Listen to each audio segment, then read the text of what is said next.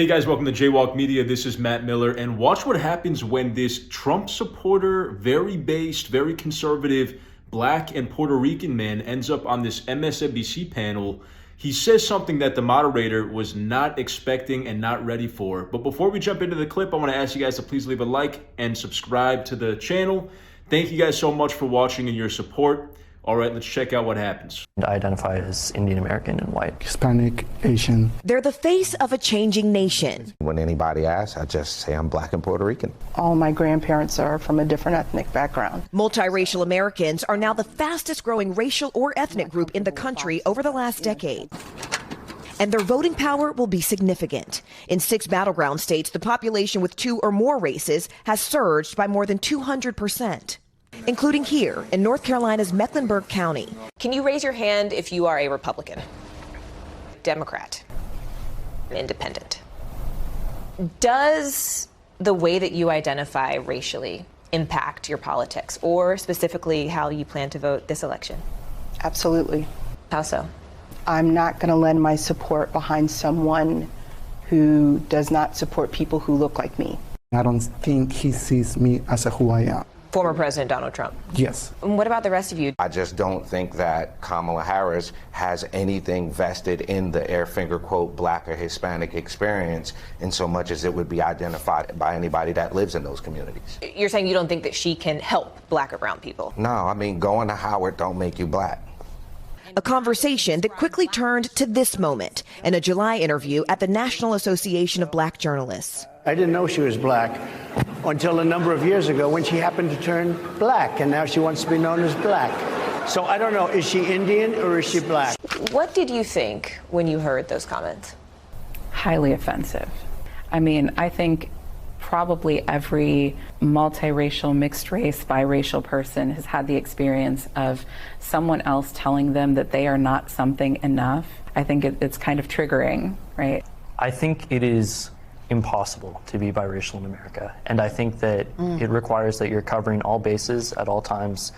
And it requires constant recognition of both identities. And I think when Donald Trump says stuff like that about Kamala Harris and implies that she's like picking a race for political advantage, it's tapping into an incredibly familiar sentiment that I think everyone on this panel can understand. Marie and Adul, as Trump supporters, when you heard that comment, as mixed people, how did it register with you? Well, my first thought was, that wasn't very well thought out. At the same time, though, when I heard it, I didn't hear it as an attack on blacks or Indians. I heard it more so of him commenting towards identity politics and the appeal that some take to play up one side of their race over the other.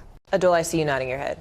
I agreed with him. I didn't know she identified as black because everything I saw was first South Asian, first Indian. There's none of that identified as black. Regardless of her parents, I mean, she was born in this country, and she identifies as a black person in this country in an American way, in a uniquely American context. I've never heard her identify herself as a black woman. So this one hits near and dear to me because I'm actually half Puerto Rican and half white, I guess. I mean, I guess people consider Italians and Irish whites now, even though that wasn't always the case in American history. If you know your history, Catholics and a lot of Catholic immigrant groups like the Italians were not considered white. And that's why it was such a big deal that JFK became president. He was the first Irish, like non-Anglo-Saxon, or WASP as they're referred to, president that we had. But anyway, not to get off on a tangent, this guy, he basically comes in and defends what Trump said about Kamala Harris. And he said, you know what, I never knew that Kamala Harris identified as black. And I understand what Trump was saying here, and this guy clearly does. But the left is obviously trying to feign ignorance or feign confusion and basically assuming that Trump meant the worst possible thing by the words that came out of his mouth, which of course is what they always do. That's part of their playbook from day one. What Trump was saying was, somebody who is biracial or maybe has multiple different ethnic backgrounds, if they don't openly identify as that race, then it's not really clear that they identify that as that race. But all of a sudden, if you start to identify as that race for political clout and to get political points or maybe to win over a certain demographic, and it's a sudden, abrupt thing, then that's all he was saying, is that it seemed like a sudden, abrupt thing that Kamala Harris started identifying as black, and he didn't know it. Obviously, there are political clout points to win from being a visible minority, from being part of the black community or the Hispanic community.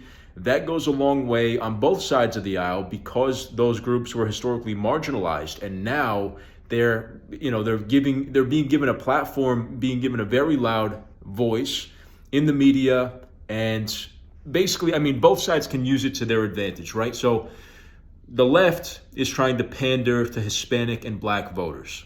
So they want Hispanic and black voices on their side promoting their agenda. But the right uses Hispanic and black voices as well to basically show the other side, like, look, we're not racist. One of the main charges against the right or conservatives is that for some reason that they're white supremacist.